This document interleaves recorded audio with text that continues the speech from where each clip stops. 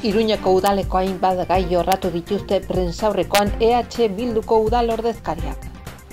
Asteartean Buztintxurin auzo eztabaidagunen beste saio bat, YouTubeen ikusgai galderak emailen bidez egiteko aukeraz. Nafarroko herritarren parte hartzearen inguruko lehen ikerketak administrazio publikoei gobernantza irekietan aurrera egiteko eskatu die. Gazteak etxe bizitza alokatzeko laguntzen Emantzipa programan parte hartzeko adina 31 urtera zabaldu du Nafarroko gobernuak. Nafarroko gobernuak administrazioan eta gizartean parte hartze demokratikorako eta gardentasunerako kultura sustatzeko jardunaldi eta tailerrak abiatu ditu. Leire Urbeltzen bitartekaritza proiektu batek eta Nerea Erbiti eta haren taldearen kontzertu batek buru emanen diote Garaikide euskarazko arte adierazpenaren erakustaldiari aste honetan.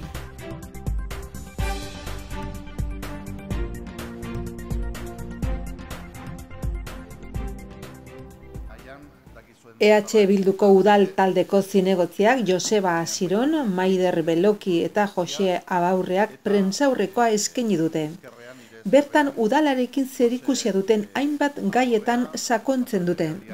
Eta gaurko prentsaurrekoaren helburua dakizuen bezala da etxe bizitzaz hitz egitea eta zuekin komentatzea eta aurkeztea eratu dugun plana etxe bizitza eskuratzeko prozedura bultzatzeko eta errazteko, ez?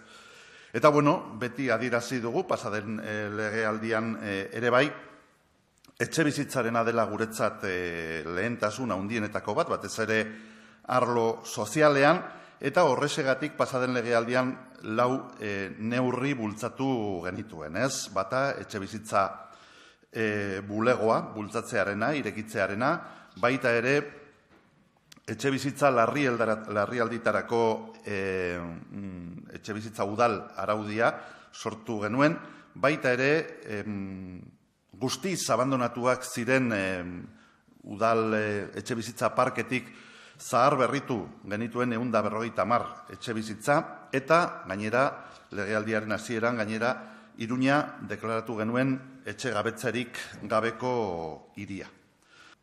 Horregatik, gaur aurkezten dugun plan honek 3 helburu garbi ditu.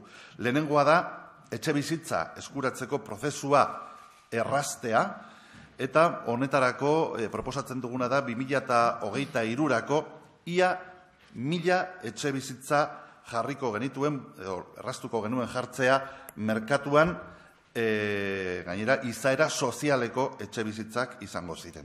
Gainera, etxe bizitzaren prezioa orokorrean eta alokairuarena partikularki haien prezioa beheruntz tiratu nahiko genuke eta horretarako merkatuan jarri nahiko genuke etxe bizitza kopuru desente handi hori, gaira prezio salneurri sozialetan.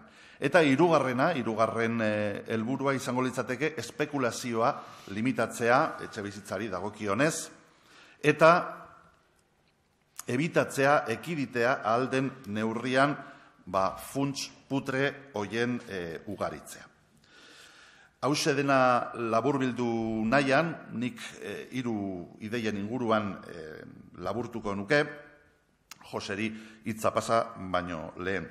Lehenengoa da, espekulazioaren aurrean eta funts putreen aurrean eta baita ere Enrique Maiaren udal gobernuaren paralisiaren aurrean, pentsatzen dugu momentua dela eragiteko, ebitatzeko ikusten ari diren arazoak eta horretarako azpiegitura bat eraiki nahi dugu Iruñean helburu garbi batekin eta ideia garbi batekin. Hau da, etxe bizitzarena ez da espekulatzeko jarduera bat, baizik eta benetan eskubide bat. Etxe bizitza eskubidea da, ez espekulatzeko objektua. Bigarrenik, badakigu, noski, udalaren kompetentziak arlo honetan mugatuak direla, baina pentsatzen dugu, merkatuan eragin ahal dela gure ondareak kudeatuz eta udal orubeekin jokatuz.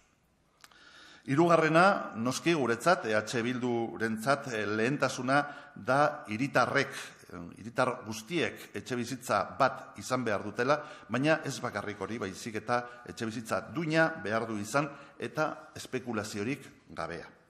Eta azkenik, baitere azpimarratzea, behar bada beste batzuentzat, beste aste honetan bertan ikusi dugun bezala badirudi beste batzuentzat lehentasuna dela, hori ez, utxik zeuden etxebizitzak berriro utxik ustea, barruan daudenak kaleratzen, okupazioa ekiditen, baina guretzat hori ez da importanteena. Zergatik, pentsatzen dugulako arazo hori ebitatzeko modurik hoberena dela etxebizitza horiek zaharberritzea guk egin genuen bezala eta gehien behar dutenen pertsonen eskuetan jartzea. Kaixo, egunon guztioi. Niri dagokit komentatzea pixka bat zehazki zertan datza planteamentua, 4 ataletan banatzen den planteamendua eta zailkaturik dago hain zuzen ere ikusirik gizartean bertan sektore eta helburu desberdinak daude eta gainera osagarriak eta horretarako hitz egiten dugu etxebizitzaren inguruan emergentziaz, hitz egiten dugu alokairu soziala, hitz egiten dugu alokairu babestua, babes publikoarekin eta hitz egiten dugu ere etxebizitza hutsez. Hoize da, ez, aste honetan gu izan ginen pixka bat notizia helarazi genuenak, badirudi momentu arte alkateak deus etzekiela, gainera badirudi 160 baino gehiago dira, gaur bertan pakek iragarri du 400era iritsi daitezkela, beraz kopuru oso handia, eta oraindik ez dakigu horretaz alkate jaunak zer pentsatzen duen. Beste arazo bat atera izan direnean, denbora falta izan zaio ateratzeko, adibidez Perritx eta Porrotzen zentsurari dagokionez, edo txupinazoan nork jaurtiko botako duen horretaz eztabaida antzu bat irekitzeko, eta gai honi dagokionez oraindik ez dakigu ze pentsatzen duen. Egin behar duen lehenengo gauza, noski da familiekin elkartu, beraiei aitu, entzun, aberria zer pentsatzen duten, oso egoera larrian daudelako, eta gero, noski, irtenbideak bilatu behar ditu udal bezala, eta baita ere Nafarroako gobernuarekin koordinatuz. Eta, azken finean, guztion erantzukizuna da momentu honetan, arazo hau errotik moztea eta gainera bermatu behar dugu ez dela berriro gertatuko. Adibide garbi bat egon daiteke 2015ean, gu udal gobernu bezala elkartu ginenean oso gertu hemendik Iruñean eragiten duten banku etxe guztiekin elkartu ginen esateko, baldintzatuko genuela gure harreman guztia entitate etxegabetzeak eta kaleratzeak egingo zituzten instituzioekin. Eta nik uste ondorioak oso positiboak izan zirela. Beraz, momentu honetan ere, behar da alkatearen presentzia entitate horien aurrean negoziaketa gogor bat bultzatzeko. Guk eskatu ditugu berriro ere oposizioko 3 alderdiok, eskatu ditugu datoak, orain ari dira, omen egiten ari dira inkesta bat, eta badaramagu 2 edo 3 aste eskatzen datu horiek, inkesta horiek, eta ez digute datorik eman, ez digute inkestarik eman.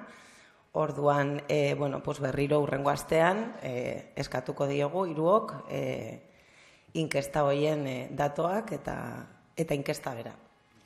Argi dagoena da, haien obligazioa dela informazio hori ematea, gainera idazkari jaunak horrela adierazi zien, obligazioa dutela informatzeko oposizioa, eta ez dute informatu nahi izan. Da horrek, ez dakit, adierazten diguna da, zerbait dagoela, hori ez, egiten ari diren horretan izkutatu beharrekoa.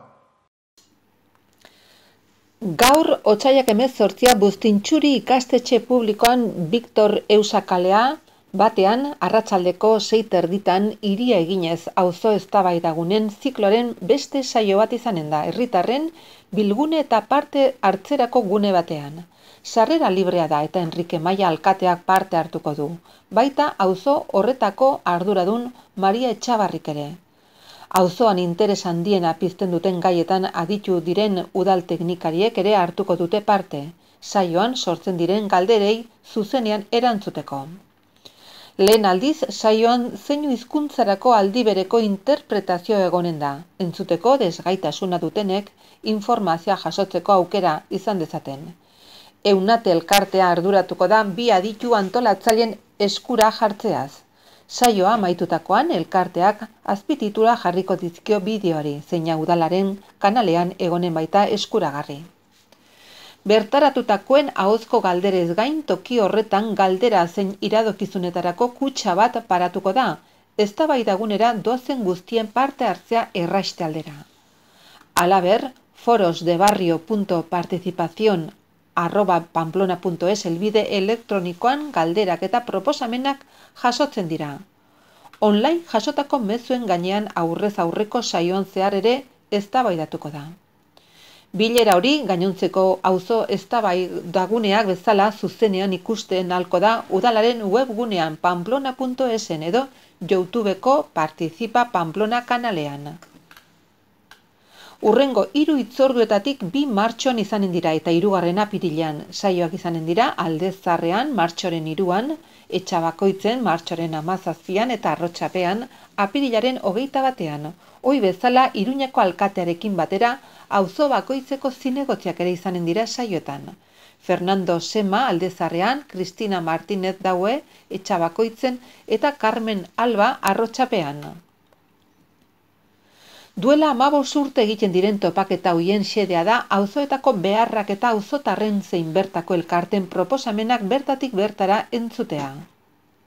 Foroen artxiboa konsultagai dago izan ere zuzeneko emankizunaren ondoren auzo eztabaidaguneak osorik ikus daitezke YouTubeko kanal honetan.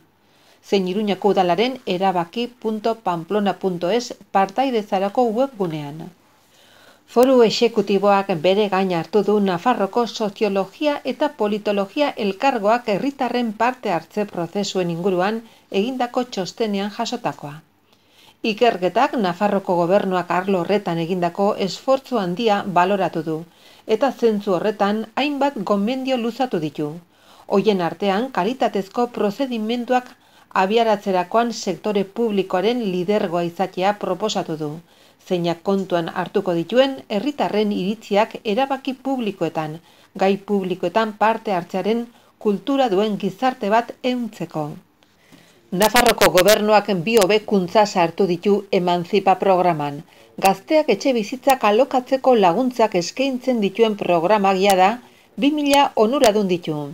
Alde batetik 30 urtetik 31 urtetara zabaldu da parte hartzeko adinmuga eta bestalde irisgarritasuna hobetuko da arretarako telefono bat eta personalizatutako aholkularitza gehituz.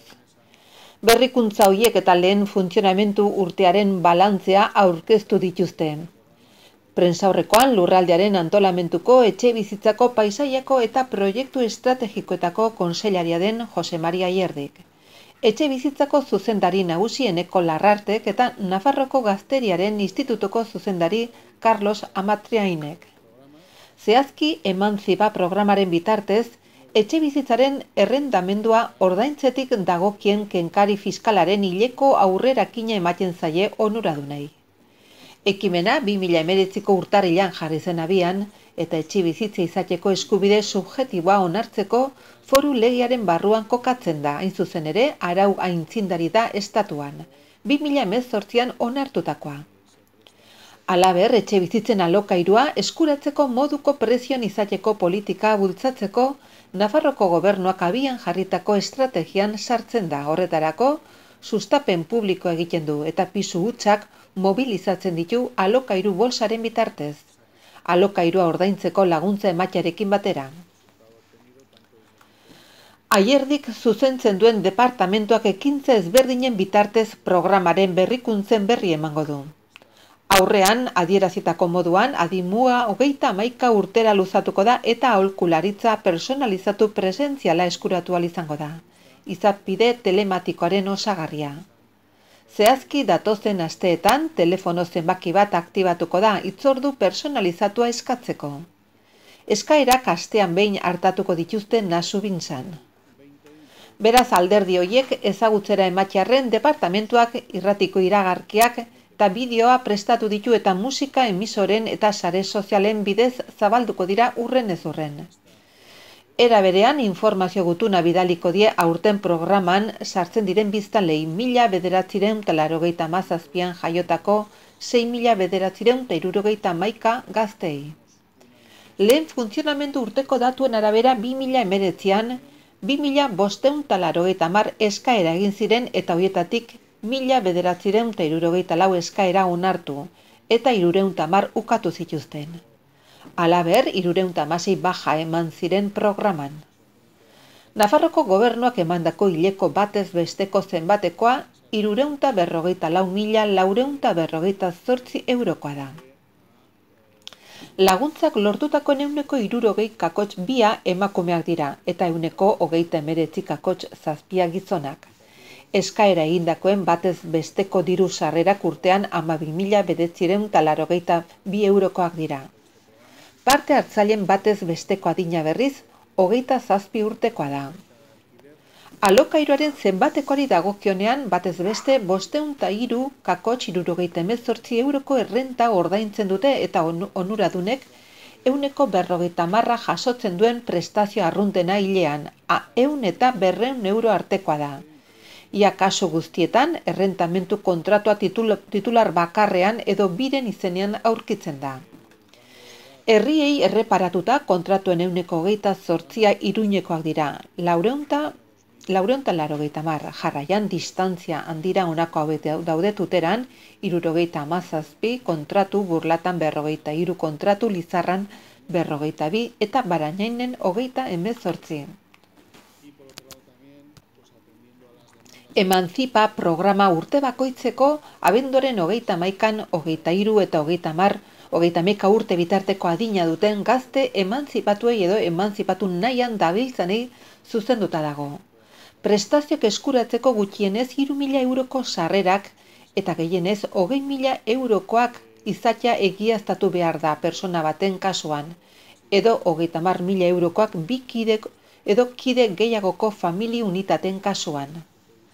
Alokatutako etxe bizitzaren errenta gehienez 650 eurokoa izango da eta aurrerakin moduan errentaren 150 ordainduko da, hau da, hilean gehienez 250 euro, ordainketa 3 hiletik behin egingo da.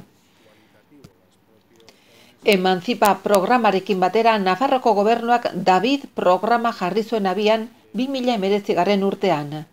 Baliabide urriko familiei etxe bizitzaren alokairua ordaintzea erraisteko helburuarekin. 2019an 329 eskaera erregistratu dira eta 175 emakumeak aurkeztu dituzte eta 134 gizonezkoa batez beste 40 urteko adinarekin onartutako prestazioak hilean 49.166 euro izatera iritsi dira.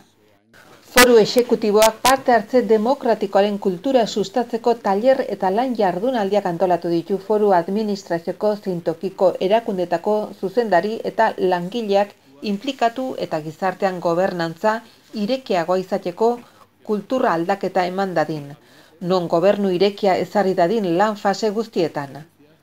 Kultura aldaketa honen sustapena pasaden legegintzaldian parte hartze prozesuak neurtzeko kanpoko ikerketa batek luzatutako gomendioa da.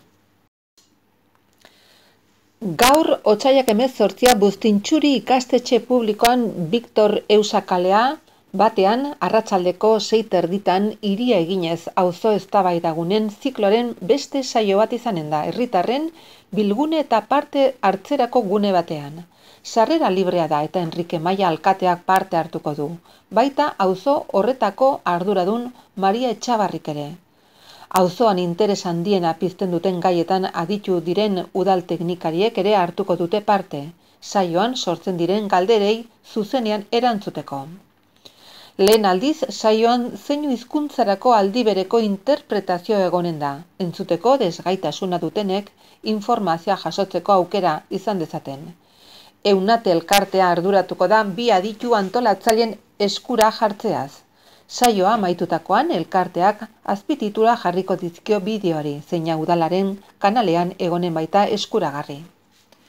Bertaratutakoen ahozko galderez gain toki horretan galdera zein iradokizunetarako kutxa bat paratuko da, eztabaidagunera doazen guztien parte hartzea erraiste aldera.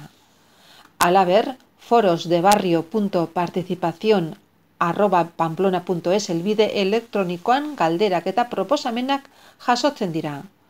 Online jasotako mezuen gainean aurrez aurreko saioan zehar ere eztabaidatuko da. Bilera hori gainontzeko auzo eztabaidaguneak bezala zuzenean ikusten ahalko da udalaren webgunean pamplona.esen edo YouTubeko Participa Pamplona kanalean. Urrengo 3 hitzorduetatik 2 martxoan izanen dira eta 3. apirilean. Saioak izanen dira Aldezarrean martxoren 3an, Etxabakoitzen martxoren 17an eta Arrotxapean apirilaren 21an. Ohi bezala Iruñako alkatearekin batera auzo bakoitzeko zinegotziak ere izanen dira saioetan. Fernando Sema Aldezarrean, Cristina Martínez Daue Etxabakoitzen eta Carmen Alba Arrotxapean.